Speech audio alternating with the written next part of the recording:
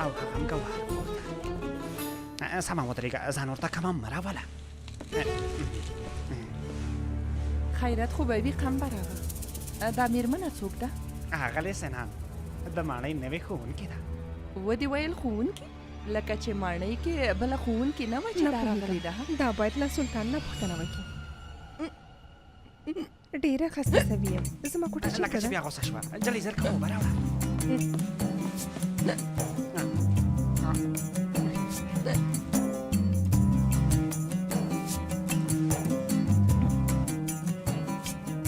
غواړي کوټه دې درته وښیم ها؟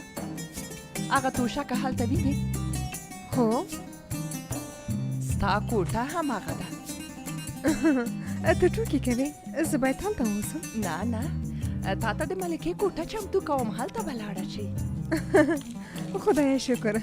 د یوې شېبې لپاره مې فکر وکړ چې باید همدلته اوسم. خدایه صبر راکړې. څنګه مې چې درته وویل ستا ځای همالته دی. دا امکان نه لري. ګوره، زه غلامه نه یم، ښوونکې یم. باید یو ځانګړې او جلا کوټه ولرم. څوک چې دلته راشي لکه غلام ورسره چلن کیږي. په ځانګړې هغه کسانو سره چې تا غوندې اوږده ژبه ولري همداسې چلن کیږي. زړه دې چې په فرش ویده کیږي او که په تیږه. پرېکړه ستا په لاس کې ده. زه همدا شیبه غواړم سلطان ووینم.